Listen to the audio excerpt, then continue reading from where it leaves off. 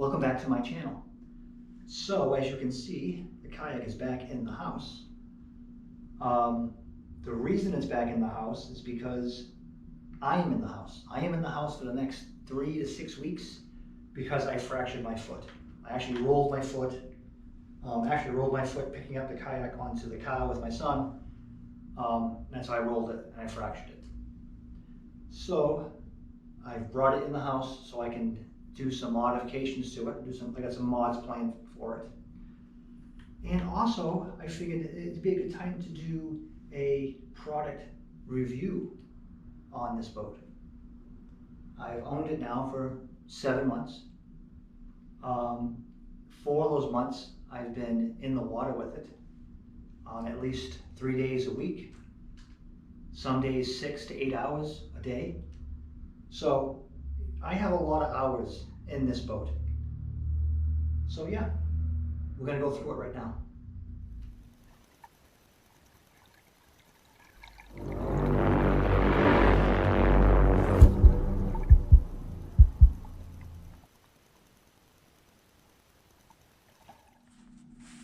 So we're gonna start up here right at the front, right with the handle. One thing I have noticed with this handle is that the screws that hold it in loosen up. So with this particular boat, I would recommend having a screwdriver at all times with it. So I would take a screwdriver somewhere and I would put it in this boat, maybe along with all of your other gear, with your fishing gear. Have a box that has some tools in it, and you definitely want to bring a screwdriver with you for that. So you can tighten these up. This has loosened up on me several times. That's why I'm recommending this. I have seen other people complain about this pad coming off. This seems to be on there really well. I imagine this pad would come off if you were constantly putting your paddle up in here.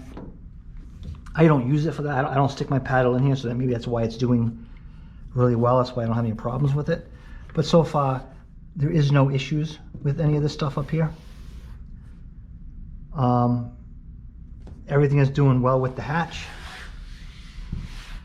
And you know, this kayak, when I am not using it, is sitting outside. So it's in sun, it's in the rain, and it's held up really well as far as taking abuse of being out in the weather. I did bring it in the house, I vacuumed it, and I wiped it down with Windex. That's why it looks kind of shiny. The one thing that I noticed about this boat is that I have never seen water inside. So all the times that I have used it, there's never been water in here. And that's extremely impressive. I have a piece of cardboard here which is covering all my information, which has my address and my phone number. That's why the cardboard's there. And the hatch itself is held up really well. Everything still locks down nice. You know, there's one thing that I've noticed about this boat is that when you have your feet here up on the footrest and you put pressure on it, I noticed the gunnels on this boat kind of do this. They kind of wobble. Now, is that a bad thing? I don't know. I mean, it's a plastic boat, so that's probably going to happen. But I also noticed when I had things mounted on here and I put pressure on this, these would do this. So I always mounted my stuff on these rails. These rails seem to be a lot more sturdier than here. So, I mean, I don't think it's a bad thing. I think it's just the nature of having a plastic boat. You know what? I'm going to take this out of here. That was easy. So let's take a look at these pads. As you can see, this pad's actually lifting up. What holds these on is double-side tape, looks like. There's like a 3M adhesive on one end of it. This side's coming up as well. Maybe I can throw something on there. I'm not going to worry about it right now, but maybe that's something I replace later. And this pad actually has a lot of wear and tear on it right here. So this boat is 4 months old of me using it, but you know, there's a lot of hours, and I put a lot of hours in the seat of this boat, so I would imagine that's probably typical. And I don't think that's that bad or big of a deal. It's just normal, I guess, wear and tear. And if it bothers me that much, I would just replace these. I know you can buy these on the Bonafide website. These tracks seem to be working really well still. All the plastic on the boat has seemed to be holding up really well. Like I said, I haven't seen any water in the hull. There's no cracks anywhere. And it still looks pretty good for, you know, kind of just being left outside. All right, so let's move on to the seat. Because the seat itself, you know, when I bought the boat, it wasn't that comfortable actually. And I had to do some stuff to make it comfortable. I actually added this cushion in here. This is actually a stadium cushion called a stadium seat. I got this at Dick's Sporting Goods, and I jammed it down in there. And what that does is it keeps the bottom, this part of the seat from hitting this bar here. Or even, I think, or maybe it's this bar. It's one of these bars. You can actually feel it.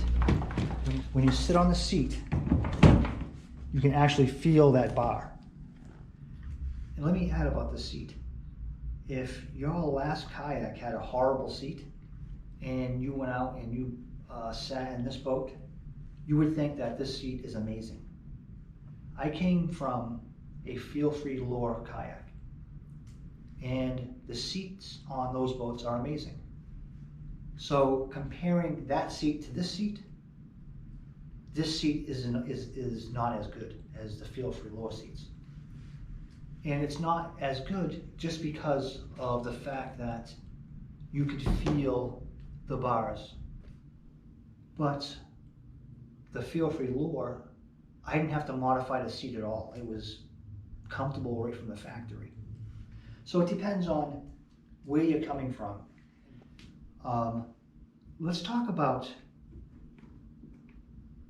the actual mechanism that holds the seat on, because there's some issues with that as well.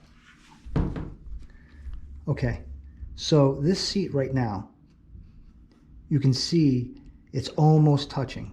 That's because I had to slide that thing forward. But before, this was actually hard up against this. It was actually rubbing against it. And like I said, this seat is in the low position. So if you're a person that uses this boat in the low position, you want to make sure all of these components are rubbing in places where it's not interfering with any of the plastic. They should be wearing in spots of the boat. You can see the foot of the seat is right up against that wear pad. That's where it's supposed to be. But it was hitting the back of this. So how I fixed that is I went over here. So let me take this off and show you what I did here. So this unit here, I actually had to slide the whole thing forward. And there's two screws here. There's actually one right there. So I loosened that one up. And there's another one right there. And I loosened that one up, and I slid this forward going that way. And then I tightened it back up. And I did that to both sides. Right now, I am as far forward as I can go. And there's probably a 1/16 right there of an inch there. This side's got a little bit big. No, it's about the same. It's about a good 1/16 of an inch of space. So, if you are a owner of one of these boats,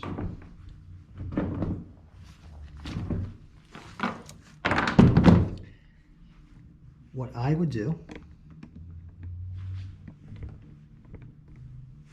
is I would inspect this whole area My experience with these plastic kayaks is that where they're going to break is on the places where that are most stressed.